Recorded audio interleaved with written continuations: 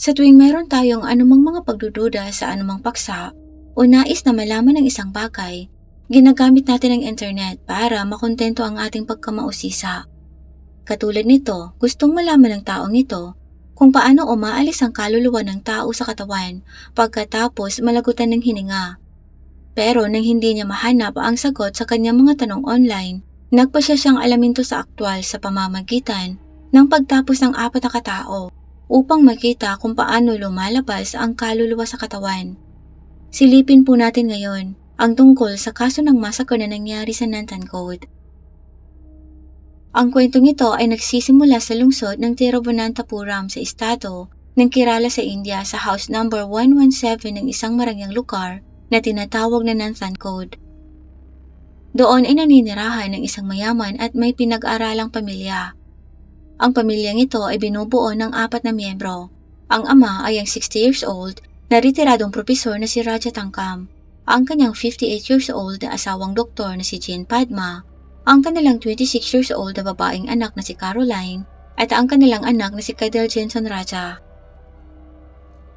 Ang Kerala ay kilala sa nakakamangha nitong mga backwaters, magagandang beach, lush greeneries at misty hills. Ang kabiserang lungsod ng Tiruvananthapuram ay kilala para sa mga major IT parks nito, yaman sa kultura at pinakamagandang kombinasyon ng tradisyon at modernidad. Samantala, ipinadala naman ni Raja Tangkam ang kanyang anak na si Kadel sa Pilipinas at ang anak na si Caroline sa Australia para mag-aral. Nais niyang parehong ituloy ng dalawang anak ang mas mataas na edukasyon katulad nilang mag-asawa. Gayunpaman, pagkaraan ng 1 taon, umuwi si Kadel at bumalik sa India. Nang maglaon, ipinadala siya ng kanyang ama sa Australia upang mag-aral ng computer engineering kasama ang kapatid nitong si Caroline. Pero di nagtagal, muling umuwi si Kadel at bumalik sa Tiruvananthapuram. Nung habang naninirahan si Kadel sa Pilipinas, gayon din nung ipinadala siya sa Australia, nagkaroon siya ng matinding interes sa pagbabasa ng mga libro at pag-aaral ng iba't ibang mga paksa sa kanyang computer. Ngayong nasa India, buong araw siyang nakaupo sa harap ng kanyang computer, sa kanyang silid na nasa ikalawang palapag ng bahay nila. Naghahanap at nangongolekta ng impormasyon online. Nasa baba naman ang lahat ng iba pang pamilya ni Kadel. Siya lang talaga mag-isa ang nasa buong ikalawang palapag at maghapong nasa loob ng kanyang kwarto. Naninibago sa kanya ang kanyang pamilya dahil bago ipadala si Kadel sa ibang bansa, madalas naman siyang nakikisama sa kanila at araw-araw tong lumalabas kasama ang kanyang mga kaibigan. Ngayon, buong araw lang itong nakaupo sa harap ng kanyang computer, nagsasaliksik ng iba't ibang paksa at tinitipon ang lahat ng impormasyon sa isang partikular na paksa. 2017, natutong gumawa ng video game si Kadel, kahit na ang lahat ng kanyang mga laro ay puno ng digmaan, pagtapos ng tao at karahasan. Minsan may naisip si Kadel, sinasabi ng lahat na kapag sumakabilang buhay ang isang tao, nananatili ang kanyang katawan dito sa lupa, ngunit ang kanyang kaluluwa ay umaalis sa kanyang katawan. Ang ideyang ito ay pumukaw ng maraming katanungan sa kanyang isipan, tulad ng kung paano umaalis ang kaluluwa sa katawan kapag may nalalagutan ng hininga. Ano ang hitsura ng kaluluwa kung umaalis to sa katawan, at kung ang kaluluwa ba ay nakikita ng sinuman. Sa lahat ng mga tanong na to sa isip, buong araw na nakaupo si Kadel sa harap ng kanyang computer, nagsasagawa ng malawak na pananaliksik. Marami pa siyang nabasang medikal na libro, kaya lang wala siyang mahanap na sagot sa alinman sa kanyang mga tanong. Pagkatapos, nagpasya si Kadel na gusto niyang aktwal na makakita ng kaluluwang iniiwan ng katawan ng isang tao. Tinanggap niya ang paniniwala na kapag ang isang tao ay sumakabilang buhay, ang kanilang kaluluwa ay umaalis sa kanilang katawan at pupunta sa langit. Gumugol siya ng maraming araw. Iniisip kung paano niya makikita ang isang kaluluwang umaalis sa isang katawan kapag may malalagutan ng hininga. Dahil dito, nagsimulang dumistansya si Kadel sa kanyang pamilya at tuwing may bumibisita mga kamag-anak, nangungumusta lang siya sa kanila at hindi na nagkikisali sa mga pag-uusap. Nang makita ang ugali ni Kadel, ilang beses siyang tinanong ng kanyang pamilya kung may problema siya, ibahagi niya to sa kanila. Pero palaging tugon ni Kadel walang anumang problema. Hayaan na lang umano siyang mag-isa dahil meron siyang sinasaliksik. Nang marinig to, naisip ng kanyang pamilya na marahil gustong ituloy ni Kadel ang karyera sa ibang larangan. Pero ang totoo, patuloy na naghahanap si Cadell ng kasagutan kung paano umaalis ang kaluluwa sa katawan ng isang tao matapos itong mawalan ng buhay. Mabilis na lumipas sa mga araw at noong April 2017, dumating sa bahay nila ang isang kamag-anak na nagkangalang Lolita na mga nasa 70 years old. April 6, maagang umalis patungong trabaho ang tatay ni Cadell. Ilang sandali pa, umalis na rin si Caroline dahil may pupuntahan. Ngayon, tanging si Cadell, ang kanyang ina at ang kanilang kamag-anak na si Lolita na lang ang naiwan sa bahay. Pagkatapos, tinawag ni Cadell ang kanyang ina at pinapunta sa kanyang kwarto para ipakita dito ang isang video game na ginawa niya kamakailan. Umupo ang kanyang ina sa upuan at nanood ng video game nang biglang pumasok si Cadell na may dalang mabigat na bakal at malakas na hinampas sa ulo ang kanyang ina. Dahil sa sugat, napasigaw ng malakas ang ginang habang pinagmamasdan lang siya ni Cadell na nahihirapan. Gayunpaman, narinig ni Lolita ang malakas na sigaw ni Padma, ang ina ni Cadell, na nasa ibaba lang ng kusina. Samantala, muling hinampas ni Cadell sa ulo ang ina sa pangalawang pagkakataon. At sa mga oras na yon, nakarating na si Lolita sa kwarto ni Cadell. Nadatnan niyang nakahandusay sa sahig si Padma at naliligo sa sarili nitong dugo, habang hawak naman ni Cadell ang pamalong bakal. Sa katunayan, hinihintay ni Cadell na malagutan ng hininga ang kanyang ina para makita niya ng aktwal ang kaluluwa nitong aalis sa kanyang katawan. Pero sa sandaling yon, lumingon si Cadell at nakitang naroon na pala si Lolita. Gayunpaman, nang lumingon siya pabalik sa kanyang ina, sa oras na yon, nalagot na ang huli nitong hininga. Kahit na pagkatapos nito, ilang minuto ring nakatayo si Cadell, pero hindi niya talaga nakita ang kaluluwa ng kanyang ina. Naisip niya tuloy na marahil nang lumingon siya sa kanyang tiyahing si Lolita, sa mismong sandaling yon, umalis ang kaluluwa ng kanyang ina sa katawan nito. Kaya ngayon nagpa siya si Cadell na tapusin na rin ang kanyang tiyahing si Lolita para makita ang kanyang kaluluwa. Pagkatapos nito, malakas niyang hinampas sa ulo ang kanyang tiyahin na hindi na nakagalaw dahil sa labis na takot at pagkabigla gamit ang parehong bakal na pamalong ginamit niya sa kanyang ina. Bumagsak ang matanda sa sahig pero buhay pa rin to. Kaya muli siyang inatake ni Cadell sa pangalawang pagkakataon, saka umupo sa tabi ng namimilipit na si Lolita. Hindi nagtagal, dumaloy ang maraming dugo mula sa ulo ng matanda at sa loob lang ng ilang minuto, nalagutan na rin to ng hininga. Pero kahit sa pagkakataong ito, hindi pa rin nakita ni Cadell ang kaluluwang umaalis sa katawan.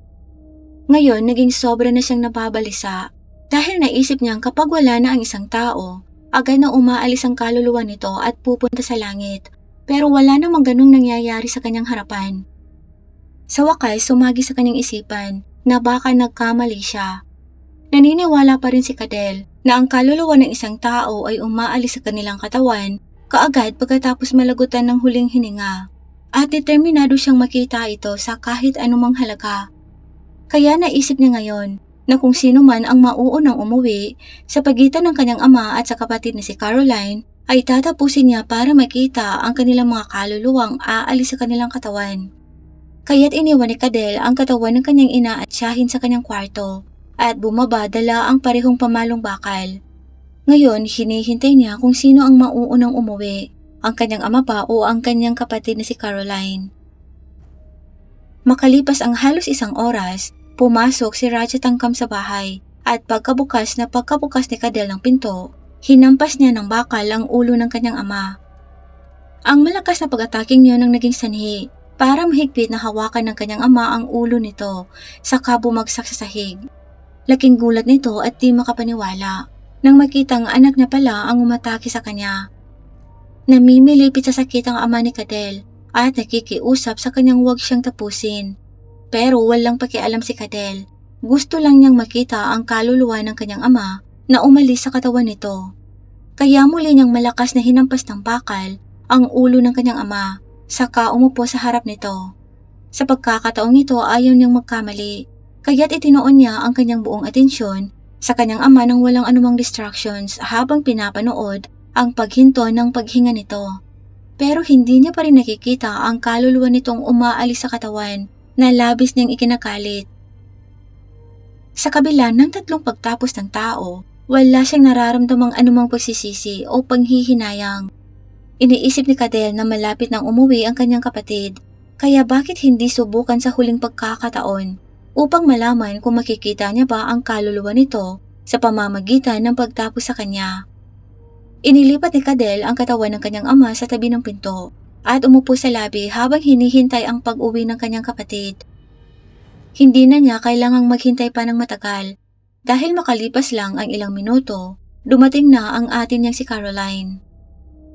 Pagkapasok ni Caroline sa bahay, malakas na hinampas ni Cadel ang ulo nito gamit ang pamalong bakal na hawak. Bumagsak si Caroline saka isinara ni Cadel ang pintuan ng bahay. Samantala, hindi makapaniwala si Caroline na sariling kapatid niya ang umatake sa kanya. Pero walang panghihinayang sa mukha ni Cadel at hinihintay niyang malagutan ng hininga ang kapatid nang hindi kumukurap. Sa huli nakaramdam si Cadel ng pagkabigo dahil muli wala siyang nakitang anumang kaluluwa ng tao. Gayunpaman pagkatapos, naisip niyang marahil ang kaluluwa ng isang tao ay hindi kaagad umaalis sa katawan pagkatapos malagutan ng buhay, kundi mamaya pa talaga. Dahil sa kaisipang ito, tinipon niya ang 4 na katawan sa iisang lugar. Sa panahong to, dinala ni Cadel ang mga katawan ng kanyang ina at Tia Lolita mula sa kanyang silid papunta sa sala sa baba at inilagay ang mga to kasama ang mga katawan ng kanyang ama at kapatid si Caroline.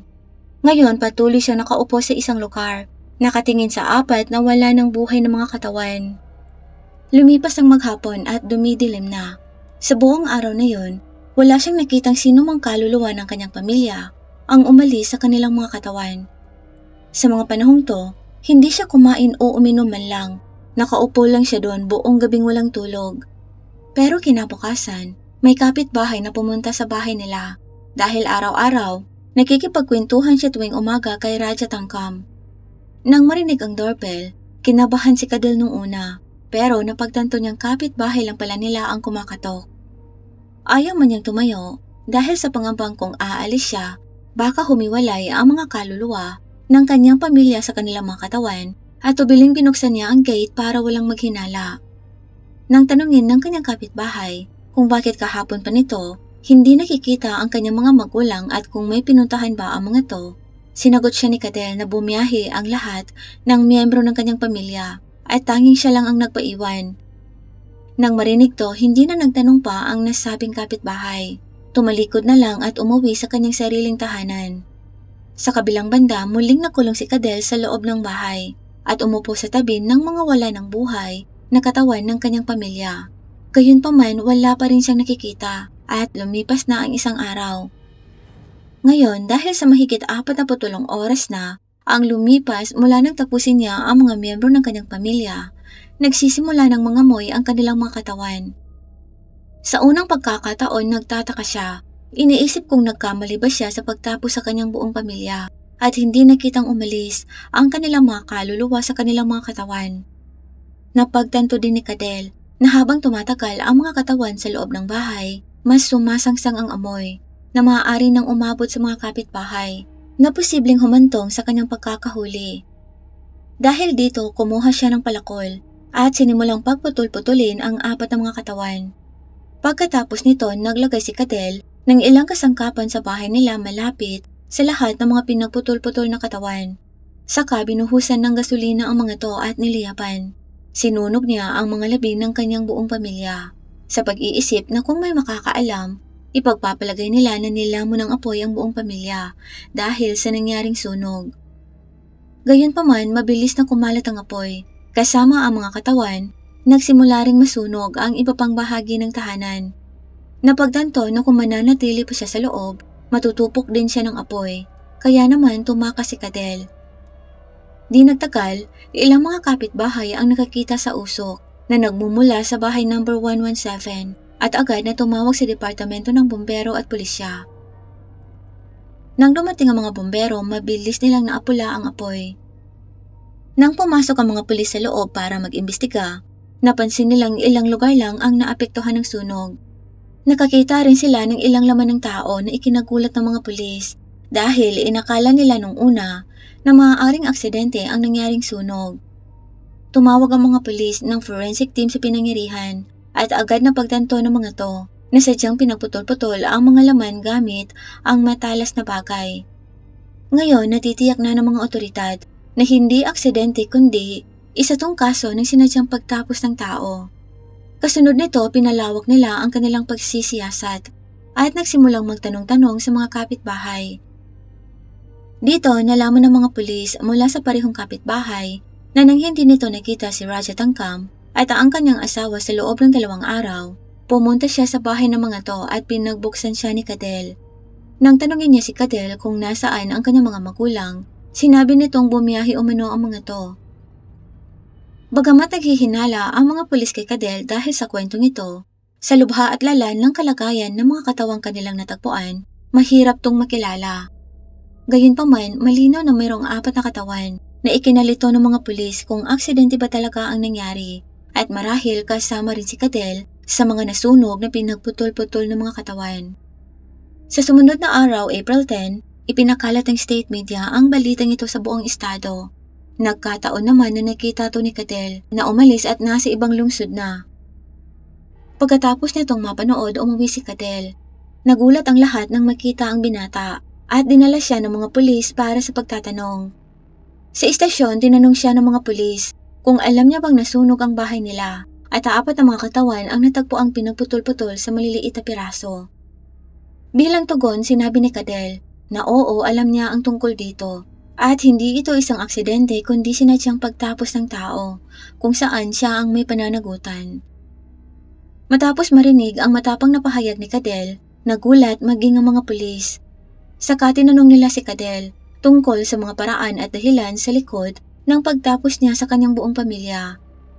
Sistematiko namang isinalaysay ni Cadel ang kanyang buong kwento kung bakit at paano niya tinapos ang kanyang buong pamilya. Pero kasabay nito, sinabi niya rin na kung nakita niya lang ang kaluluwang umalis sa katawan pagkatapos niyang tapusin ang kanyang ina, hindi na sana niya sinali pa ang kanyang tiyahin, ama at ang kapatid ni si Caroline. Gayunpaman, pagkatapos mapakinggan ang kwentong ito, napagtanto ng mga pulis na hindi stable ang pag-iisip ni Cadel. Kaya tumawag sila ng ilang psychiatrist at maging ang mga to ay di makapaniwala nang marinig ang buong kwento ni Cadel. Iniisip kung anong klase ba talaga siyang tao.